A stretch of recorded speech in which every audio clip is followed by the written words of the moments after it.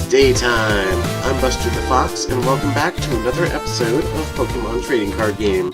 When we left off, we had just defeated the Rock Club, and now today, I've decided we're going to move on to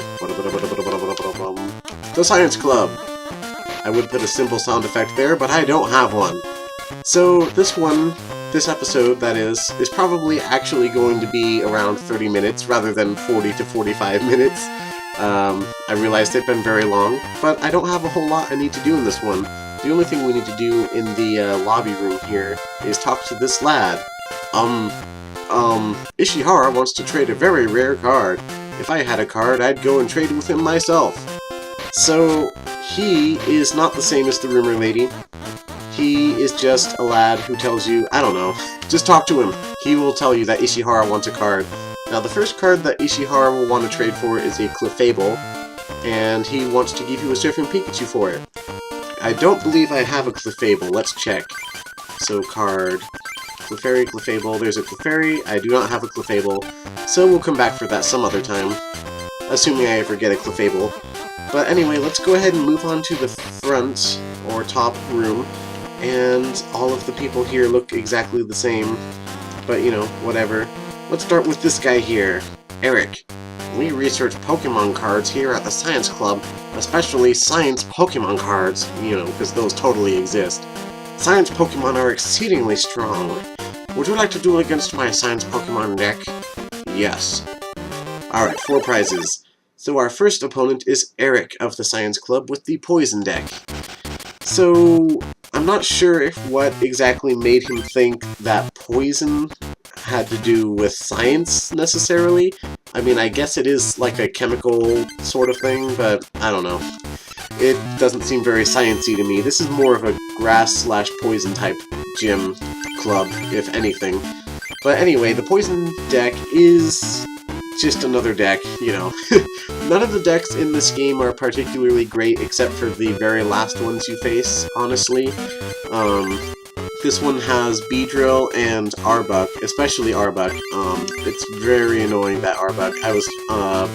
I do actually do practice runs of each episode, and when I was doing practice, Arbok, it's a pain.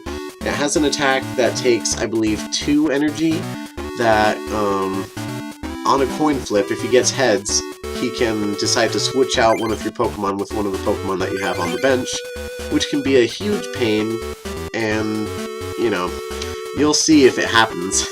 He also has 2 Nidokings, which, you know, it's not a bad amount of Nidokings for him to have, so he might actually get that out as well, and it can be kind of dangerous. This is also the first instance of a trainer who has Imposter Professor Oak in his deck. Imposter Professor Oak is a lot the same as regular Professor Oak, except it works on your opponent, and instead of making them discard their hand, they, what do? They shuffle it back into their deck.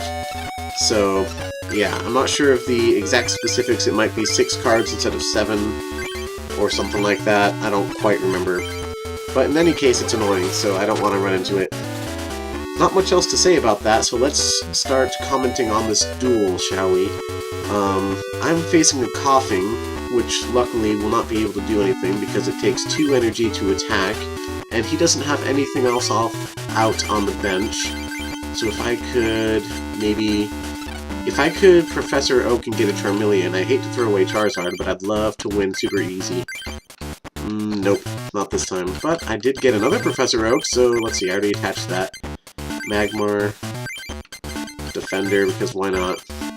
And let's use another Professor Oak. And Charmeleon, yay! That was a pretty easy win. That's gonna do all 50 damage, knock him out. Alright, sweet! Not even 10 minutes into this. I actually don't have a timer. I can't believe my science Pokemon deck could lose. Eric gives us evolution packs. We get Flareon, Ivysaur, blah blah blah. Nothing too useful there. There are still a few cards that I could get that would be super useful to get, but not quite. Not quite getting them. So let's just move straight on to David. The machine, it's not quite working right.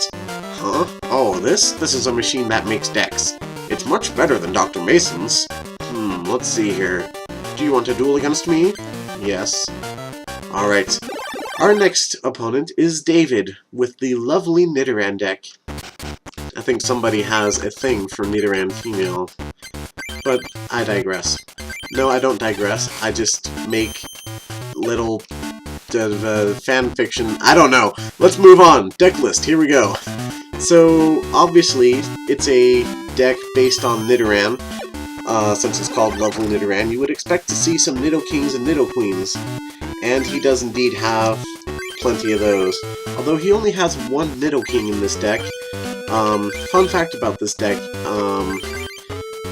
there are some... Actually, I haven't shown this off yet. There are some deck machines back at Dr. Mason's lab where you can put in the metals, and it will activate them, and then you can build decks based on some of the decks that are in the different clubs. And the Lovely Nidoran deck is actually one of the decks that is in the Science Club deck building machine thingamabob, but it's actually a different deck from this one. And every other deck that you can find in the deck building machines that are the same name as... Oh, come on! Sorry, the stupid Nidoran. This happened in practice, actually. The exact same thing. Stupid Nidoran knocked out my Magmar, even though it's not lucky. Anyway, this is Lovely Nidoran. It's different in the auto deck machine compared to what it is here. He only has one Nidoking here, where he has actually 4 in the auto deck machine version, which is useful because the whole idea is to use Nidoqueen, who has an attack called Boyfriends, because they were very creative with their attack naming conventions back in the day. But what that does is it does extra damage depending on how many Nidoking you have in play, including the ones you have on your bench, obviously. And that's sort of the strategy of that deck, which isn't very good, to be honest. But it is not too bad considering he has a couple of Pokemon breeders, which can just get Pokemon out real fast. Now, he has a few guys on his bench, and one gal, clearly. Let's see. What do I want to do here? I'm already out of energy. I already attached an energy this turn. I do have Charmeleon and a computer search, so I have some options. I have a good toolbox here. You know, if I could get Charizard and a double colorless energy, then I could make use of this breeder to evolve Charmander and then double colorless and then attack. But actually what I want to do is kill this Nidoran with Ember, because it is kind of driving me mad. Where did it... Oh, I'm stupid. I was about to ask where his energy went, but I forgot that I actually used energy removal on it. So yeah. Oh good. Leak Slap is a lot the same as Nidoran's Horn Hazard, only you can only use it once per duel. It does 30 damage and it only takes 1 energy, but yeah, he can only use that once, which is good. Gust of Wind... I don't think I'll use that. In fact, what I want to do is... Ooh, what to do. I already attached an energy. I really want to get this Charmeleon out. Alright, Oh, I thought I had a Professor Oak. I guess not. Computer search. What should I do here? I don't know if I should use this to get Charizard or double colorless energy, because I really want to get Charmeleon out. Let's see. Yeah, 2 colored and 1 colorless for Flamethrower. What I really need is more energy. That's what I need. I don't need to use Super Potion. I don't want to use Gust of Wind. Not plus power. Well, let's attack with Scratch and see what we draw into, because this is going to be determined by what I draw. So I got an Arcanine. I do not have a Growlithe at the moment, so let's go ahead and computer search, get rid of that Arcanine. And since I have Charmeleon, let's get rid of Breeder, since Charizard is the only thing useful that Breeder can grab me. I don't really have the energy to be getting a Charizard out right now. You know what? Actually, I want to get Professor Oak, because I want to reload my hand. So, Charmeleon there. Might as well put a plus power on. And then I can Prof Oak, Sweet, let's put a double colorless. And then, because I did the plus power, I can actually use Slash and kill this Farfetch'd. You know, KO it, whatever. Energy retrieval, that'll be useful, so now I can start flamethrowing with safety, although I actually just got a bunch of energy. Ooh, check out this Nidoran. So this is something the AI will do. You'll notice this Nidoran only ever needs 2 energy, but it has 3 energy cards attached. This is a tell. When it does this, it means it's going to evolve it into a Nidorina in this case. At least it plans to. Sometimes it doesn't actually have the card that it needs in its hands, the AI, but it'll still try to do that either way, knowing that it has it in its deck. In this guy's case, he has 2 Nidorinas in his deck, so yeah, I mean, he'll get it, maybe, but who knows if he actually has it. If he did have it, you'd think he'd evolve it by now, so that's an interesting thing you can tell. Energy retrieval, let's see, I don't need to use that yet. Oh, but I could. In fact, maybe I will. Is there anything here I do not need? I might as well save it. Let's... oh, dang it, I hate this Nidoran female, because all my flamethrowers that do 50 just barely can't kill it, and I used my plus power already. So I'll just hit it with Slash, so I can save up my energy, and then I can kill it in 2 turns. Okay... so it still didn't evolve, so I'm guessing that means he does not have it in his hand. Otherwise he would have totally done it already, and haha, bad luck for him, good luck for me. Took no damage. I'm not going to use energy removal on his Nidoran, because I'm about to kill it. In fact, I'll use it on a different Nidoran. Nidoran male, I'll just get rid of that one, they're both males. So, let's use nothing, let's use Slash. Okay, and we're down to our last Pokemon. This has 40 HP, so I should be able to safely kill it with Flamethrower. Doesn't matter if he does stupid Horn Hazard damage to me. There we go, that should be the win. And it is. Good stuff. Alright, so that is the second trainer here. Oh, I love this line. My theory is that the machine's malfunctioning caused it. Yeah, the machine malfunctioning is why he lost. Ooh, Dragonite. He's pretty cool. Pokemon Center... nothing too useful there. Dragonite's cool, but I'm not going to use him. Looky there, Nidoqueen. The one we were just kind of fighting, but not really. That guy's line reminds me, there's one NPC down here that I was talking to in practice to make sure they didn't have anything interesting to say, and this guy has kind of a funny slash creepy line. I don't understand science, but I understand Pokemon cards. I lost. Nest, nest, nest, nest, nest, nest, nest, nest. I'm happy. That's what that reminds me of. Just the way it's all spaced out. Anyway, let's fight the last guy. Joseph. Hey, you! Rick, the club master, is in the middle of an important experiment. He has no time to see someone like you. If you really want to see him, you must defeat me first. Alright. Not too smart, but you've got nerves. We'll play for 4 prizes. Blah blah blah blah blah. Joseph, flying Pokemon deck, still has nothing to do with science. I don't understand how they thought they were going to get away with a science club with decks that have nothing to do with science in a card game where there are no cards that really have anything to do with science, other than maybe Professor Oak, since he's like a professor and that's sort of sciencey, you know, but I don't know.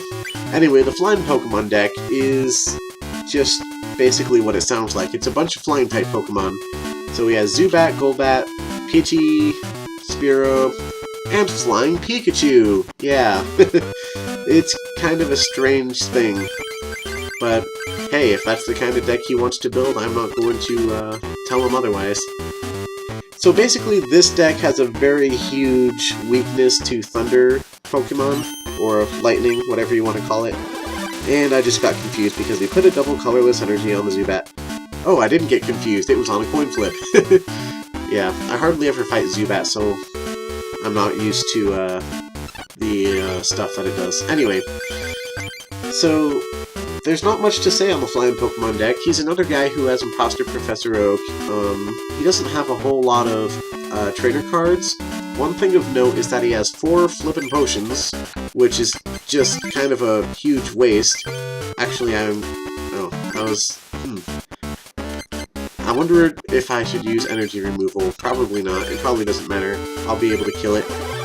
Anyway, yeah, his deck, it's just another average deck. I mean, I don't know what else to say. So getting back to the duel at hand, ooh, he just evolved. That could be bad. Nope, it's not bad at all, because he did nothing with it. And I can still kill it because he has 30 HP left and I have a 30 hit point attack. Oh, hold on. Okay, let's energy removal from Spearow here. Arcanine, I'll have to hold on to him. That doesn't matter, that doesn't matter. Already attached an energy, so let's go! Pow! So it looks like this guy should be pretty easy to defeat. Spearow has 50 HP, so as long as he doesn't attach any bench Pokemon, I should be able to actually beat him this turn with a Flamethrower.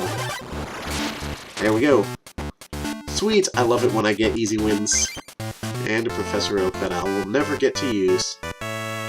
What a shame. But it's worth winning. Hey, I lost. Since I promised, I have to let you through. And take this. And he gives us laboratory packs. I'm surprised everybody doesn't give us laboratory packs because they kind of need it to go together with the theme. So we never got to see this Arbok. This is the one I was warning about before, and it actually only needs 1 energy. It does 10 damage for 1 energy, which, I mean, 10 damage for 1 energy on a stage 1 card is not that great, but he is able to switch out your Pokemon, which can be a huge pain. It really allows him to control the board if he chooses to. If you're... yeah. It's a forced switch, so it's not you may have them switch. It will make you switch, no matter what. Unless they decided to program it differently, which I don't think they did. As far as I know, there aren't any card bugs in this game, like everything works the way it's supposed to, so I don't know. Anyway, let's talk to Rick. I am Rick, the master of the Science Club. Science rules nature, that is why it is so strong. Do you wish to test the strengths of science by playing against me? Yes. Alright, 6 prizes. Let us begin. Now, obviously this was a Japanese game that they had to translate, because that's how, like, all of the good games in the world are. Nah, not all of them, but especially for Game Boy they are. But, Rick's original Japanese name is obviously not Rick. Actually, maybe it is. I don't actually know. But if I were the guy who had to come up with a localized name for Rick, I would have named him Bill, after Bill Nye the Science Guy. He's the leader of the Science Club, right? So call him Bill. That would have been a nice little reference, I guess. But, oh well, it didn't happen. I'll have to make a ROM hack someday where this guy's just changed his name to Bill. That'll be all it is. That'll be literally it. Alright, so let's use this energy removal on Grimer. Oh right, I've got to go over his deck list.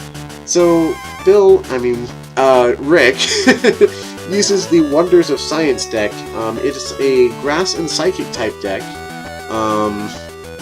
Basically, his theme here is to evolve to Muck, which has a Pokemon power that makes all other Pokemon powers stop working, so if I get out my Charizard and I start attaching all kinds of double colorless energies to try and attack with it, it's not going to work, because I won't have energy burn because Muck will be stopping it.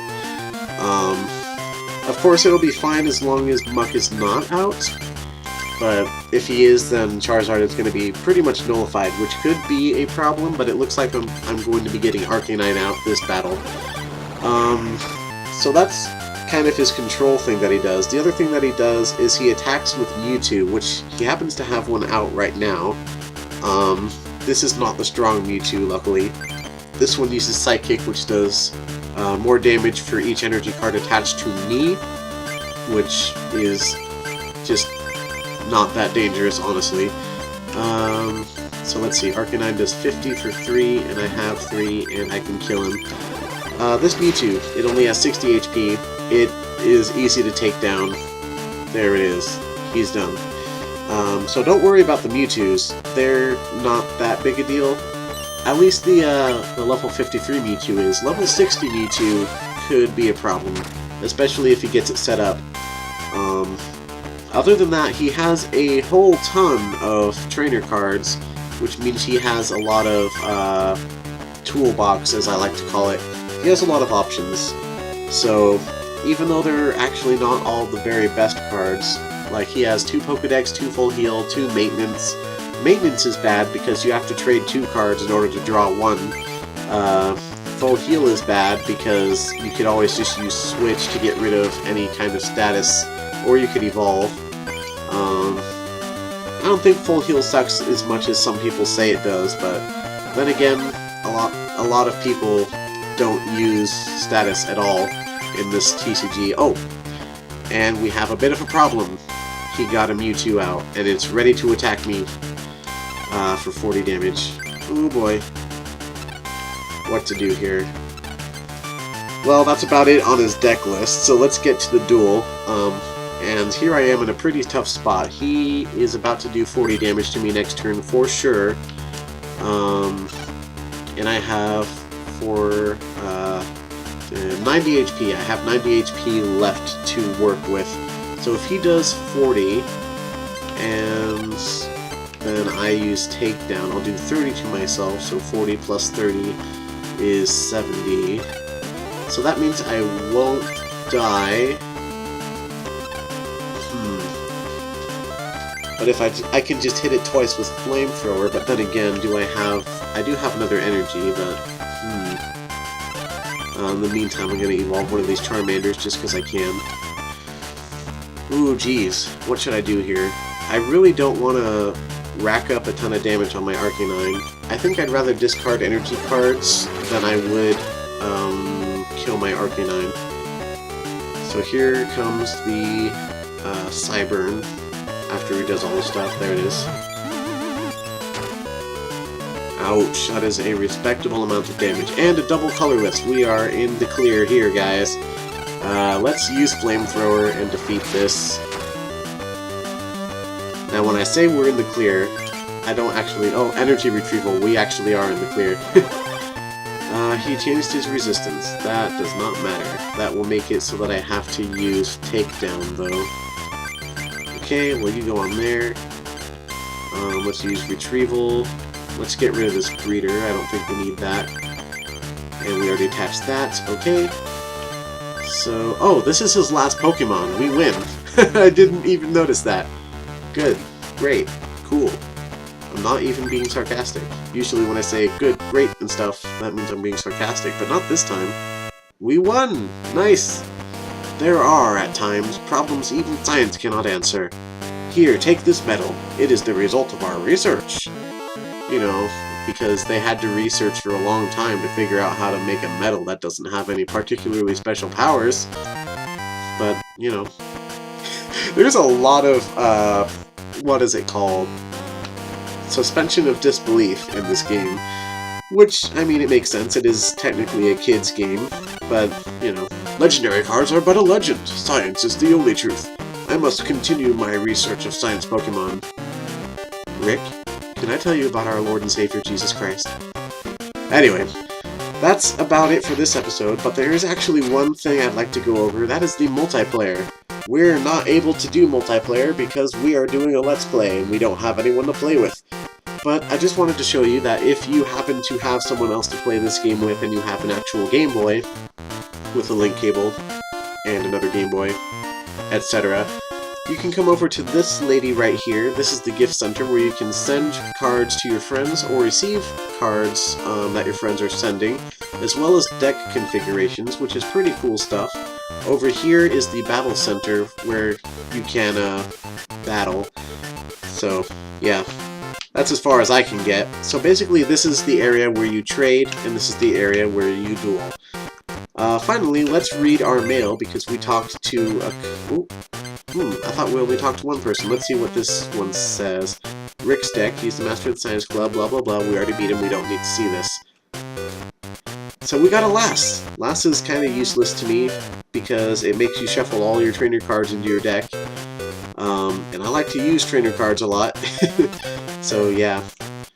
Let's see what this one says. It looks like you've won quite a few medals. Want to try building your own deck? Already did, bro. Already did. It's not that difficult, give it a try. Aha! Here's the deal, this time you get 2 booster packs. So once you beat 3 Club Masters, he will send you another mail, and it has 2 boosters in it this time, which can be cool, I guess. It's the same as actually beating a trainer, and we got another Pokemon breeder, which is actually not useful to me because I only ever want to have 1 breeder in my deck. I still have not made any use out of Pokemon breeder at all in this Energy Burn deck that I made. So let's go ahead and save our game. So that episode was nice and quick, wasn't it, guys? I was actually making a conscious effort this whole time to try and make it fast.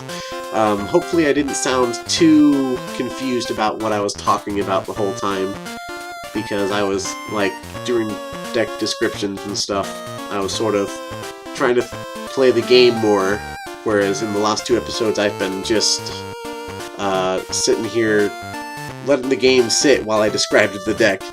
But I tried to do that a little less this time. Hopefully it showed. But thank you guys ever so much for watching this episode. Please remember to leave a like if you enjoyed this video, and don't forget to subscribe before you go. But until next time, goodbye everyone. I'm trying to do this. It's nighttime!